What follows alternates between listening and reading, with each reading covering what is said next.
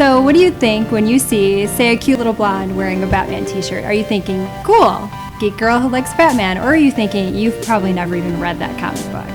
That's one of the things we're going to be talking about today. Geek Cred. Does it exist? Do you believe in it? Today on State of the Multiverse.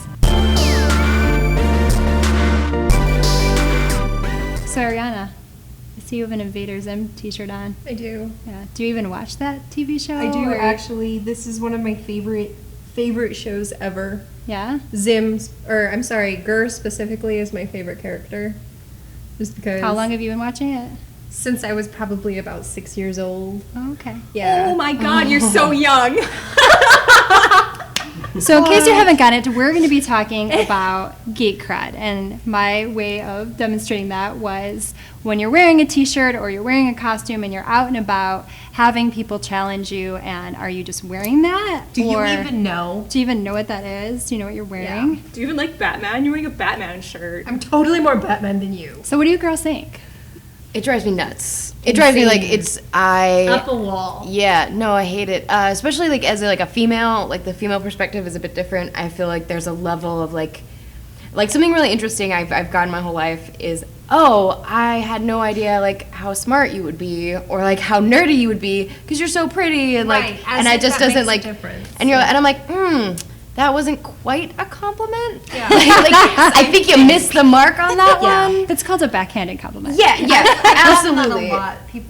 I think that actually it happens, like the whole geek cred thing and the being questioned and being judged happens a lot more as females. Just like you were saying, because they're like, oh, you're really pretty, you must not know anything. I think because we're all interested in things that are usually considered to be masculine interests, that people naturally want to question us. Although personally, maybe it's just my intense demeanor. I've never been questioned, like at a convention or something. Nobody's ever come up to me and been like, well, Kara, we've talked about that. You and I have had the same experience where I've never had anyone really challenge me like that. And I don't know if it's just... But like conventions are different too. Like you kind of assume like if someone's at a convention, like you kind of...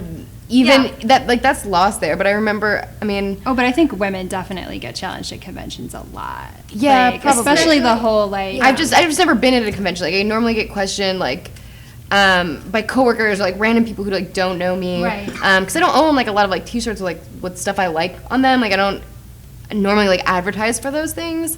Not out of any specific reason, it's just not my style. But I have actually one of my favorite shirts that I have is actually a Doctor Who, and it's the whole quote about, wibbly wobbly timey wimey. And I can recite that by heart because I'm a freak about Doctor Who. But even though you're a girl.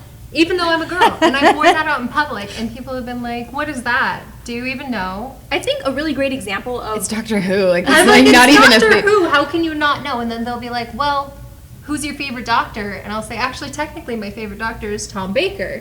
And they're like, "Who's that? He's not a doctor." I'm like, "Well, then you obviously don't know who Doctor Who is." And there's your geek cred. Yeah. There's your reverse, like, judgment on that, too. And I think I am guilty. I have done that to people where I have judged them based off of not necessarily how they looked, but how they are, on whether or not they actually know what they're talking about. You consider it dress up instead of like... Well, really. speaking of dress up, I think that a really good example of somebody being challenged is the girls that cosplay in very revealing costumes.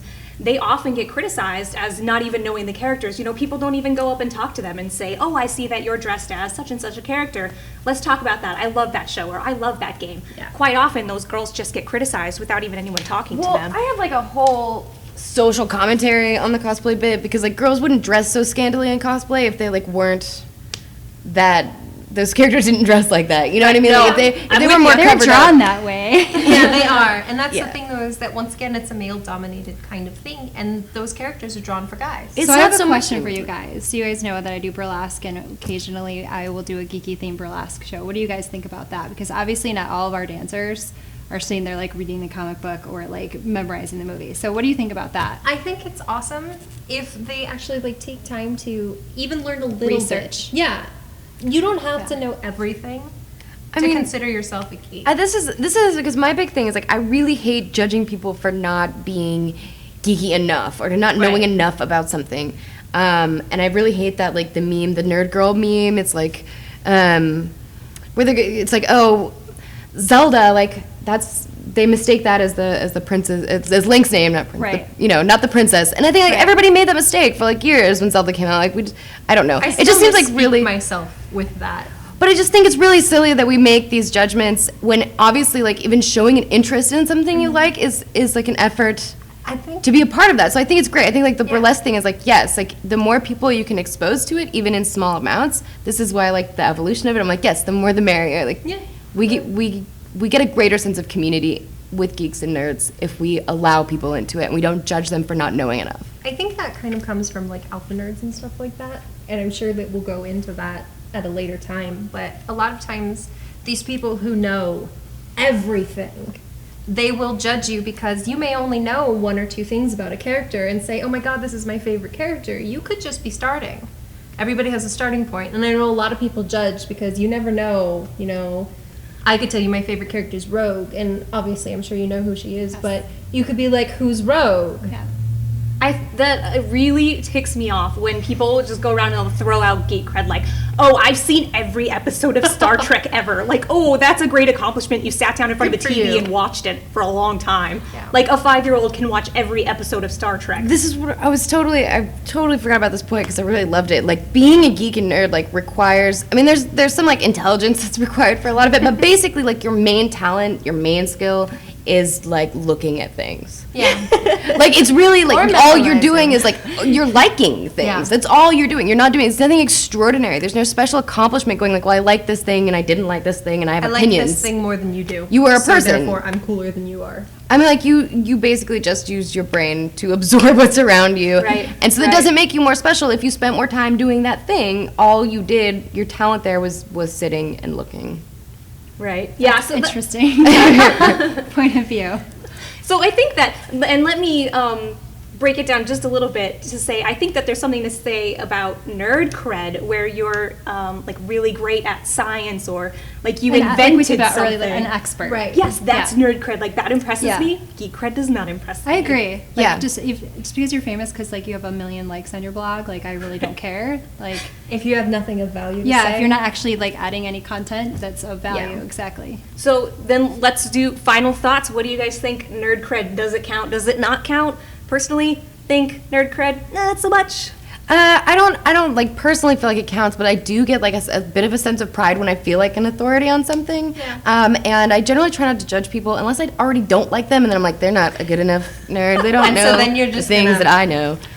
Well, Yeah. Kara, I like your definition. I like the fact that you are saying there's a difference between geek cred, which is just simply like I know a bunch of stuff about one subject for looking at things, or I am an expert in this and I've kind of devoted, my intelligence and knowledge. And so in that way, I would say I would value it like someone that, perhaps knows specific things about, biomechanical engineering. Right. Like that's nerd cred. That's really cool. That's impressive. So Tell me more. yeah. So Ariana?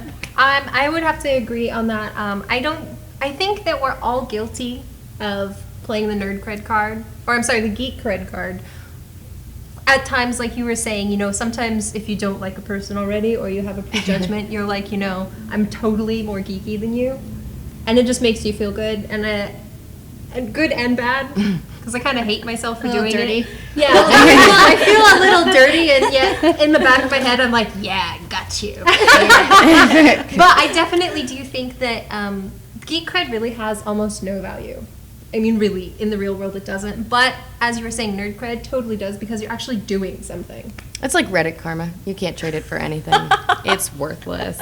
So, yeah, let us know how you're affected by geek cred. Do you have any? Do you judge people? Do you hate it when people quiz you? What are your experiences? Let us know down below. Make sure to subscribe to our videos and, like every one of them.